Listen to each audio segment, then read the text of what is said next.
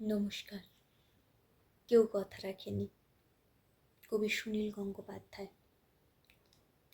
কেউ কথা রাখেনি। ৩৩ বছর কাটল, কেউ কথা রাখেনি। ছেলেবেলায় এক বৈষ্ণবী তার আগমনী গান হঠাৎ থামিয়ে বলেছিল, শুক্লা দ্বাদশীর দিন অন্তরাটুকু শুনিয়ে যাবে। তারপর কত চন্দ্রপুক অমাবস্যা কেটে গেল, কিন্তু সেই বৈষ্ণবী আর এলো না। 25 বছর প্রতীক্ষায় আছি।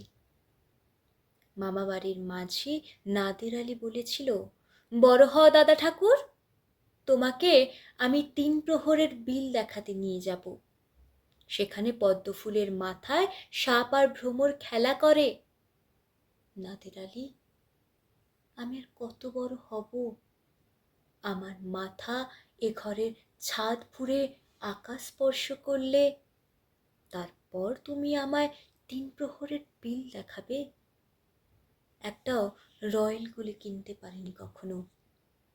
কাঠি লজেন্স দেখিয়ে দেখিয়ে চুষেছে লস্কর বাড়ির ছেলেরা। ভিখিরির মতো চৌধুরীদের গেটে দাঁড়িয়ে দেখেছি ভেতরের রাস উৎসব।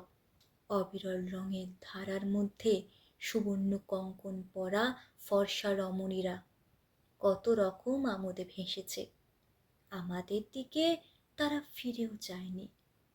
বাবা আমার কাঁধ ছুঁয়ে বলেছিলেন, দেখিস একদিন আমরাও।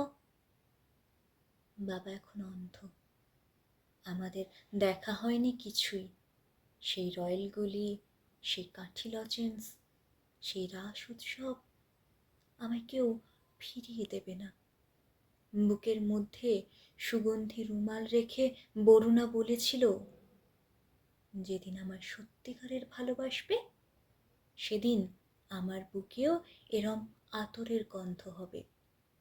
ভালোবাসার জন্যে আমি হাতের মুঠোয় প্রাণ নিয়েছি। দুরন্ত ষাঁড়ের চোখে বেঁধেছি লাল কাপড়। বিশ্ব সংসারে তন্ন তন্ন করে খুঁজে এনেছি 108টি নীল পদ্ম। তবু কথা রাখেনি বরুণা।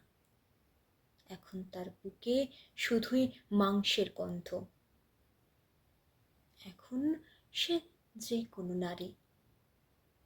কেউ কথা রাখেনি। 33 বছর কাটল, কেউ কথা রাখে না। 33 বছর কাটল, কেউ কথা রাখে না। নমস্কার।